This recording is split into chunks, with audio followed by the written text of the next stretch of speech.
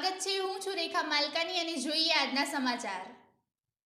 મોડાસાના કારગિલ વિજય દિવસે ભાજપ દ્વારા મશાલ રેલીનું આયોજન। 1999ના દિવસે થયેલા કારગિલ યુદ્ધને આજે 25 વર્ષ પૂર્ણ થાય છે। મોડાસા ખાતે એક મશાલ રેલીનું આયોજન કરવામાં આવ્યું હતું, જેમાં ગુજરાતના નાગરિક પુરવઠા મંત્રી ભીખુસિંહજી પરમાર તેમજ ભાજપના અગ્રણીઓ, કાર્યકર્તાઓ અને ગ્રામજનો મશાલ રેલીમાં ઉપસ્થિત રહ્યા હતા।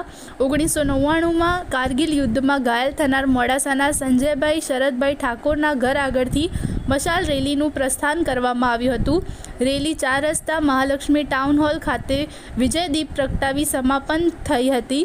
વિજયદીપ તારીખ 25 અને 26ની સાંજ સુધી પ્રજ્વલિત રહેશે। આપનું શુભ નામ? संजय कुमार शरद भाई ठाकुर, મૂળ વતની? मोड़ासा। આપ 1999 કારગિલ યુદ્ધની અંદર શું જવાબદારી હતી આપની? મારી તોપથી તરીકેની જવાબદારી હતી। અચ્છા, આપ કઈ બટાલિયનમાંથી હતા? 315 ફિલ્ડ રેજિમેન્ટ। અને તમને ક્યારે કઈ જનરલી દુશ્મનો ક્યાંથી વાર કરતા હતા? આપણે પહાડી ઉપર ટાઈગર હિલથી। એ વખતે તમને કંઈ વાગ્યું હતું કે એવું કંઈ? ના, એ અમને એરક્રાફ્ટ કર્યું ને એ વખતે મને હું ગવાયો હતો 2 જૂને। કઈ તારીખ હતી? 2 જૂન 1999। 2 જૂન। ત્યારબાદ પછી મને હોસ્પિટલમાં લઈને આવ્યા, બરાબર, 92 બેસ હોસ્પિટલમાં। કેટલા દિવસ સુધી તમારી ટ્રીટમેન્ટ ચાલી હતી? હું 9 મહિના કોમામાં રહ્યો। ત્યારબાદ ધીરે ધીરે ભાન આવ્યું? હા। અને એ સિવાય અન્ય કોઈ જગ્યાએ ઈજા? 13 મહિના સુધી પગમાં અને માથામાં મને ઈજા થઈ હતી। કેટલા સમય પછી આપ બિલકુલ સ્વસ્થ થયા? 2.5 વર્ષ પછી હું સ્વસ્થ થયો। બરાબર। હાલ પણ શરીરમાં કોઈ તકલીફ? હા, માથામાં અને પગમાં તકલીફના કારણે હું અસમર્થ છું અને મારો માઇન્ડલી ઇફેક્ટ છે। જે વખતે કારગિલ યુદ્ધ થયું ત્યાંનો માહોલ કેવો હતો? ત્યાંનો બહુ જબરદસ્ત માહોલ હતો અને ભયાનક હતો માહોલ।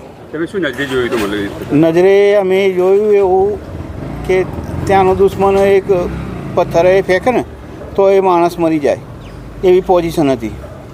તમે ઉપર હતા વાર કરવાવાળા, તમે નીચે હતા? હા। કઈ રીતનું એમાં સામનો કર્યો તમે? એટલે એ દુશ્મન હતા ને એ ટાઈગર હિલ ઉપર હતા અને અમે દ્રાસ સેક્ટરમાં હતા નીચે।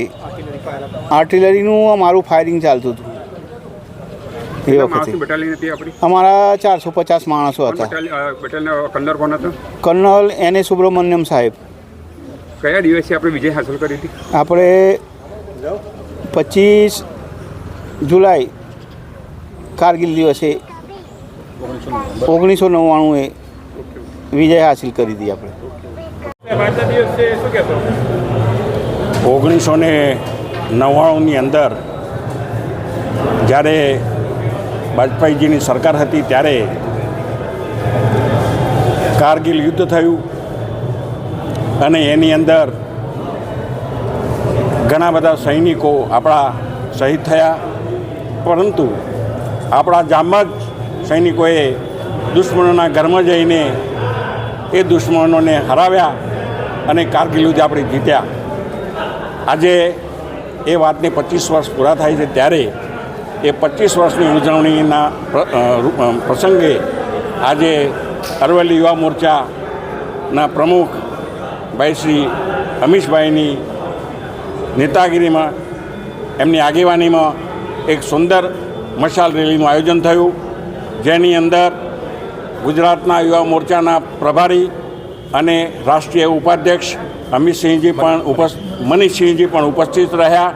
સાથે સાથે અમારા તમામ સંગઠનોના તમામ પદાધિકારીઓ પણ ઉપસ્થિત રહી અને આ કાર્યક્રમને સફળ બનાવ્યો।